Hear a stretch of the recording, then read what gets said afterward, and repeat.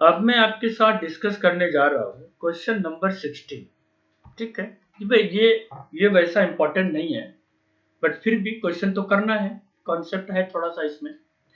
तो ये करा कि डिटरमाइन द एपी। अब तक आपसे एपी नहीं पूछा, अब एपी पूछ रहा है कि भैया जी अब हमको एपी बताओ। उसके लिए कुछ आपको ये क्वेश्चन हेल्प करेगा। ये कह रहा कि थर्ड टर्म 16 है, इसका मतलब जो A3 है वो कितना है जी 16। फिर कह रहा कि सेवेंथ टर्म जो है एक्सीड्स ज्यादा है किससे, फिफ्थ टर्म से, लेकिन कितना ज्यादा है बाई 12। इसका मतलब ये जो सेवेंथ टर्म है वो फिफ्थ टर्म से 12 ज्यादा है। ऐसे स्टेटमेंट को समझिए, बहुत इजी है ये। इसने बोला seventh term exceeds, seventh term ज्यादा है किससे, फिफ्थ टर्म से। कितना ज्यादा है, तो 12 ज्यादा है। करेक्ट। अब A3 16 है, तो A3 को लिख सकते हैं A plus 2D equal to 16, equation first.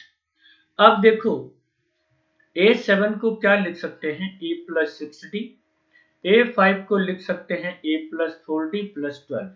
A और A cancel, 6D minus 4D is equal to 12, 2D is equal to 12, D equal to 6। D की वैल्यू तो आ गई।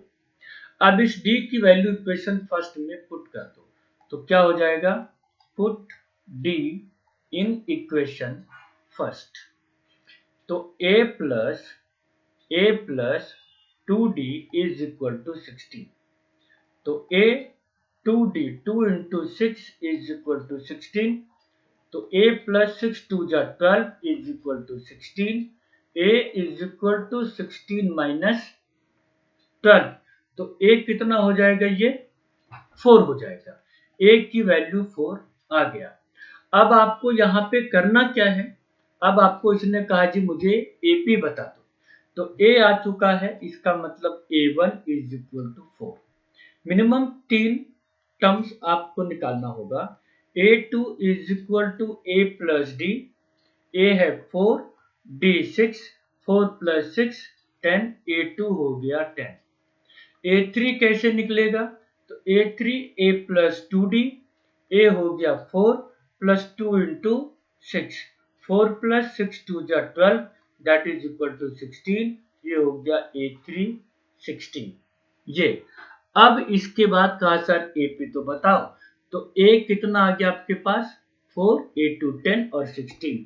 तो लिखेंगे लास्ट में, so the arithmetic progression is क्या, तो 4 10 16 डॉट डॉट डॉट, बात खत्म। बस इतना ही है। तो इस वाले क्वेश्चन में ये देखना है कि आपको एपी निकालना पड़ेगा। ठीक, तो अभी जो हमने आपके साथ डिस्कस किया वो था क्वेश्चन नंबर 16। एक एक क्वेश्चन डिस्कस करूंगा इस एक्सरसाइज में। टोटल 20 क्वेश्चन है, तो 20 का 20 डिस्कस करूंगा। अब डिस्कस करूंगा आपके साथ क्वेश्चन नंबर 17। Thank you.